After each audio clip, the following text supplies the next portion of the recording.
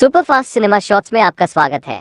आज हम आपको ऐसी कहानी दिखाते हुए बताएंगे जो एक राजा की है और उसे पैदा होते ही भेड़िए के मुंह में फेंक दिया जाता है। मूवी की शुरुआत में हमें सिमियंस वानरों को दिखाया जाता है जो बंदर के प्रजाति के होते हैं। आप उन्हें हमारे पूर्वज भी कह सकते हैं। सभी वानर अपने राजा के पुत्र के होने के खुशी में पुस्तनी पेड़ के नीचे इकट्ठा होते हैं। बंदरों का राजा, जिसका नाम सिमोन है, एक बड़े पेड़ के अंदर प्रशासन करता है। ये है ओलादमीर, जो राजा के करीब रहता है और राजा के साथ कोई भी बड़ी बात सुलझाने में मदद करता है। आज बंदरों की रानी दो बच्चों को जन्म देती है। पहला बंदर बहुत छोटा और कमजोर होता है, लेकिन दूसरा बंदर उससे थोड़ा बड़ा और मजबूत होता है। और कमजोर बंदर दुनिया में पहले आया था, इसलिए वो सिंहासन का पहला उत्तराधिकारी है। और तभी एक बंदर चुड़ैल आती है। वो राजा को छोटे बंदर से छुटकारा दिलाने की सलाह देती है, क्योंकि अब वो एक अपशगुन है, और कहती है कि ये प्रकृति की गलती है और वानर उसे राजकुमार के रूप में कभी स्वीकार नहीं करेंगे। और रानी के होश में आने से पहले राजा अपने कमजोर बच्चे को दूर करने के लिए ओलादमीर को सौंप देता है। और जब रानी को होश आता है तो अपने बच्चे को पूछती है और राजा से वचन लेने को कहती है कि वो उनका अच्छे से देखभाल करेगा। और रानी की मृत्यु हो जाती है। राजा वानिया को राजकुमार घोषित करता है, जो मजबूत और स्वस्थ है। और राजा का सेवक कमजोर बच्चे को भेड़िए के मुंह में फेंकने के लिए ऊपर जाता है और बच्चे को फेंक कर चला जाता है, लेकिन वो बच्चा एक बेल पर अटक जाता है, जिससे वो भेड़िए के मुंह में नहीं जाता, लेकिन भेड़िया उसके हाथ में काट लेता है। ये देख के एक दूसरा बंदर उस बच्चे को भेड़िए से बचा लेता है, लेकिन वो बच्चा एक वानर की तरह नहीं चल पाता, क्योंकि उसके हाथ को भेड़िए ने काट लिया था। और आप उसे लूला भी कह सकते हैं। इसलिए एक दूसरा बंदर यान उसकी मदद करता है, एक माँ बाप और एक दोस्त की तरह। समय बीतता है और वो बंदर अब बड़ा हो चुका है, जिसका नाम है एडवर्ड,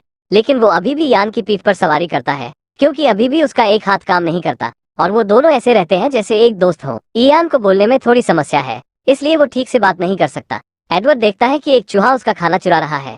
वो उसे पकड़ने के लिए उसके पीछे भागता है, लेकिन एक हाथ से उसे पकड़ नहीं पाता। फिर वो पेड़ के रस का इस्तेमाल करके एक जाल बनाता है, जिससे वो चूहे को पकड़ सके। और तभी उन्हें एक आवाज सुनाई देती है। आवाज से उन्हें पता लगता है कि खेल की शुरुआत हो चुकी है। इस खेल में एक नारियल के फल को बॉल बनाकर बड़े जानवर की खोपड़ी में डालते हैं। जिसका बॉल उस खोपड़ी में गया, वो खेल का विजेता होता है। इयान जाने से मना करता है, क्योंकि इन दोनों वानरों के अन्य वानरों द्वारा भेदभाव किया जाता है। एडवर्ड किसी भी तरफ इयान को मना लेता है और दोनों खेल देखने चले जाते हैं। वानिया, जो राजा का बेटा है, वो इस खेल का पहला विजेता है, जिससे सभी वानर उसकी तारीफ करते हैं।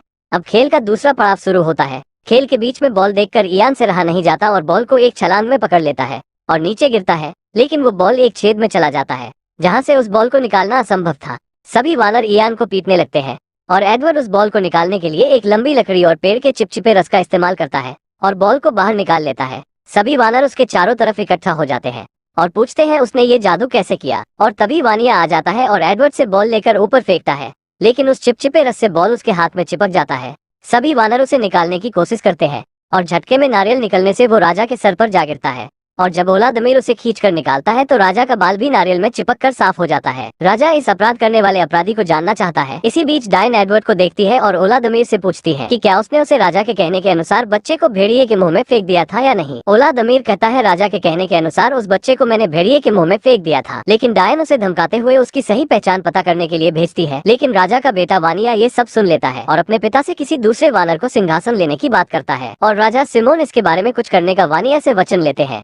एडवर्ड और इयान कुछ बातें कर ही रहे होते हैं कि राजा के कहने के अनुसार दो बंदर एडवर्ड के पास आते हैं और कहते हैं राजा ने आपको बुलाया है। वहां पहुंचने के बाद पता चलता है राजा की उपस्थिति में एडवर्ड को जादू करने के अभ्यास में आरोप लगाया जाता है। एडवर्ड उन्हें समझाता है कि ये कोई जादू नहीं है, बल्कि कुछ तरकीबें हैं जो उसने खोजा है। और एडवर्ड उस गलती का समाधान देने के लिए एक पत्तों का ताज बनाता है, जिससे राजा सिमोन का टकला भी ढक जाता है और सिमोन को राजा होने का पहचान भी मिल जाता है। फिर पत्तों में साफ पानी इकट्ठा करके आईना बनाता है। राजा पहली बार अपना चेहरा देखकर बहुत खुश होता है। उसके बाद वो राजा के लिए एक झूला बनाता है और वो कुछ बातें कर ही रहे होते हैं कि कुछ कीड़ों उन पर हमला कर देते हैं। ये सब उस डायन का किया होता है और राजा झूले से नीचे गिर जाते हैं और एडवर्ड पर डायन राजा के हत्या करने का आरोप लगाती है। और राजा का बेटा वानिया इसी का फायदा उठाते हुए एडवर्ड को उस बड़े पेड़ से नीचे फेंक देता है। और राजा सिमोन को होश आता है तो पूछते हैं, एडवर्ड को नीचे किसने फेंका। वानिया कहता है, उसे मैंने नीचे फेंका, क्योंकि उसने आपको मारने की कोशिश की। राजा सिमोन कहते हैं, उसने मुझे कोई हानि नहीं पहुंचाई और तुमने एक वानर की हत्या की है। एडवर्ड को होश आता है तो देखता है वो पेड़ से नीचे गिरा हुआ है और इयान एक लता से लटक कर उसकी तरफ हाथ बढ़ाता है, लेकिन एडवर्ड उस तक पहुँच नहीं पाता। वो इयान को छोड़कर रेगिस्तान की ओर बढ़ता है। आगे जाने पर वो दो बड़े शुतुरमुर्ग को देखता है और एक शुतुरमुर्ग के मुंह में अंगूर का गुच्छा होता है। एडवर्ड उसे पकड़ने के लिए दो पैरों पर खड़े होने की कोशिश करता है और इस तरह वो दो पैरों पर खड़ा होना सीख जाता है। और तभी वहाँ भेड़ियों का एक झुंड उनके पास दौड़ते हुए दिखाई देता है और इन तीनों को भी भागना पड़ता है। पहली बार एडवर्ड भागता है, वो भी उल्टा, लेकिन शुतुरमुर्ग को सीधा भागता देख वो भी सीधा भागने लगता है। एडवर्ड ये देखकर काफी खुश होता है कि अब वो तेजी से आगे बढ़ सकता है। अब उसका एक हाथ उसके लिए बाधा नहीं बनेगा। और बाकी बंदर उसे दो पैरों पर दौड़ता देख काफी उत्साहित होते हैं और वो तीनों गेंदों के झुंड से होकर आगे निकल जाते हैं। गैंडे देखते हैं कि उनकी तरफ भेड़ियों का झुंड बढ़ रहा है वो भी वहाँ से भागने लगते हैं। लेकिन अब एडवर्ड के पीछे भेड़िए और भारी भरकम गैंडे पड़ चुके हैं। एडवर्ड रास्ते के अंत तक पहुंच चुका है और वो वहाँ से नहीं हटा तो कुचला जाएगा। ये सब देखे एक बाप से रहा नहीं जाता और राजा सिमोन उन गैंडों के आगे आकर उन्हें रोकने की कोशिश करते हैं, लेकिन वो देखते हैं कि एडवर्ड कुचलने वाला है। वो जल्दी से अपने बेटे के आगे आ जाते हैं, जिससे एडवर्ड तो बच जाता है, लेकिन राजा सिमोन बुरी तरह घायल हो जाते हैं। राजा सिमोन मरने से पहले एडवर्ड से कहते हैं कि मैं तुम्हारा पिता हूँ और तुम्हारी माँ को आखिरी वचन दिया था कि मैं अपने बच्चों का ख्याल रखूंगा। वानिया अपने पिता का शरीर ले जाता है और एडवर्ड से कहता है कि उसे अपना भाई समझने का सोचना भी मत। वानिया को राजा का ताज पहनाया जाता है। वानिया ओलादमीर को गुस्से में बर्खास्त कर देता है। सर्गेई ओलादमीर की जगह लेता है और ओलादमीर को वानरों के झुंड और प्रजा से बाहर कर दिया जाता है। और तभी एक तेज का भवंडर आता है, जिसकी चपेट में एडवर्ड भी आ जाता है, लेकिन उसमें लूसी नाम की बंदरिया मिलती है। एडवर्ड को उसे देखते ही प्यार हो जाता है। वो दोनों अच्छे दोस्त बन जाते हैं और एडवर्ड उसे 2 पैरों पर खड़ा होना और चलना सिखाता है। और वहीं दोनों को ज्वालामुखी से आग के बारे में पता चलता है।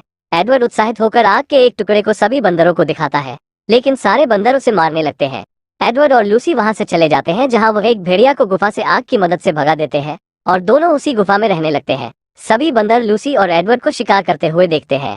अब तो एडवर्ड भेड़िए को नियंत्रण करना सीख भी लिया है। सभी वानर उस पुश्तैनी पेड़ को और अपने राजा वानिया को छोड़ देते हैं, क्योंकि वह और अधिक भूखे नहीं रह सकते। डायन वानरों को डराने के लिए पेड़ की आत्मा को बुलाती है। तभी एक बंदर पेड़ से आने वाली आवाज का पता लगाने के लिए आवाज का पीछा करता है और उसे पता चलता है कि पेड़ की कोई आत्मा नहीं, और उसे पता चलता है कि यह सब डायन का किया धरा है। डायन उसे मारने के लिए दौड़ाती है, लेकिन सभी वानरों को पता चल गया है बंदरिया डायन का सब कुछ किया धरा है। वो वानरों को मारना चाहती है। सभी उस पेड़ को छोड़कर एडवर्ड के पास गुफा में रहने के लिए चले जाते हैं, लेकिन लूसी सभी वानर को अंदर नहीं आने देती है, क्योंकि वो लोग एडवर्ड के साथ बुरा ही किए थे। लेकिन सभी बंदर एडवर्ड और लूसी से कहते हैं कि वह खाना खाकर चले जाएंगे, लेकिन वह नहीं जाते और सारी रात गुफा में मनोरंजन करते हैं। वो लोग भी एडवर्ड और लूसी के साथ रहने लगते हैं और एक अपना गांव बनाते हैं। और लूसी एडवर्ड अब शादीशुदा है। कुछ दिन बाद उनका एक बच्चा भी होने वाला था। एडवर्ड कहता है अगर हमारा पुत्र हुआ तो उसका नाम इयान होगा। और सारे वानर पुश्तैनी पेड़ को छोड़कर चले गए। इसी का बदला लेने के लिए डायन एक साजिश रच रही है। लूसी घर पर आराम करती है और एडवर्ड निर्माण कार्य में गाँव वालों के कामों में काफी मदद करता है। और सभी वानर एडवर्ड की तरह 2 पैरों पर काम करते हैं। वो अब अपने भोजन के लिए शिकार कर सकते हैं और डिएगो अच्छी चित्र बना सकता है। लेकिन तभी टिड्डियों का झुंड उस गांव वालों पर हमला कर देता है और वो सभी चीजों को नष्ट कर देता है। सर्गेई और बाकी वानर जानते हैं कि ये उस डायन का काम है, इसलिए वो सभी मिलकर उस पेड़ के पास जाते हैं। सभी वानरों के पेड़ तक पहुंचने से पहले लूसी एडवर्ड से वानिया को बचाने के लिए कहती है। एडवर्ड पेड़ के नीचे जाकर वानिया को आवाज लगाता है, लेकिन उसे कोई जवाब नहीं मिलता। सभी वानरों के पहुंचने के बाद वानिया बाहर निकलता है। सभी वानर उसे कहते हैं कि अगर वो पेड़ को उनके हवाले कर देता है तो उसे जाने देंगे, लेकिन उल्टा वानिया वानरों से वादा करता है वो उन्हें जीवित छोड़ देगा अगर वो यहाँ से चले जाते हैं तो। गिजेला वानिया का बचाव करने की कोशिश करती है, जो वानिया की पत्नी है, और सर्गेई वानिया पर हमला करने की अनुमति देता है। और वानिया गुस्से में वानरों को मारने लगता है, लेकिन वानरों की संख्या ज्यादा होने की वजह से उनके आगे टिक नहीं पाता। पेड़ में आग लगा दिया जाता है, लेकिन एडवर्ड पेड़ के नष्ट होने से पहले गिजेला को उस पेड़ से बचा लेता है। लेकिन इस बीच एक जलते हुए पेड़ की शाखा से खुद दब जाता है। वो वानिया को मदद के लिए बुलाता है। वानिया उसे अपने पीठ पर रखकर वहां से एडवर्ड को लेकर भाग जाता है, जिससे एडवर्ड की जान बच जाती है और वो डायन उसी पेड़ में जलकर मर जाती है। लेकिन अब पुश्तैनी विशाल पेड़ जलकर राख हो चुका है और वानरों के लिए यहाँ कुछ नहीं बचा। वानिया और एडवर्ड नाराजगी को दूर करते हैं और सभी वानरों के सामने अपने भाई को स्वीकार करते हैं। सर्गेई वानरों में दहशत पैदा करता है कि अब रहने की कोई जगह नहीं, हम सब भूख से मरेंगे। लेकिन एडवर्ड सभी वानरों को एकत्रित करता है और बताता है हमारे जीने की एक और आशा है। उन पहाड़ों के पीछे वो पक्षियों का पीछा करते हैं और वहाँ उन्हें पानी, पहाड़ और हरे भरे जंगल मिलते हैं और वो एक नई जगह की खोज करते हैं जहाँ एडवर्ड का मित्र इयान भी था। और यहीं पर ये मूवी खत्म हो जाती है। इस मूवी से हमें यही सीख मिलती है कि कभी खुद को या किसी को कमजोर नहीं समझना चाहिए।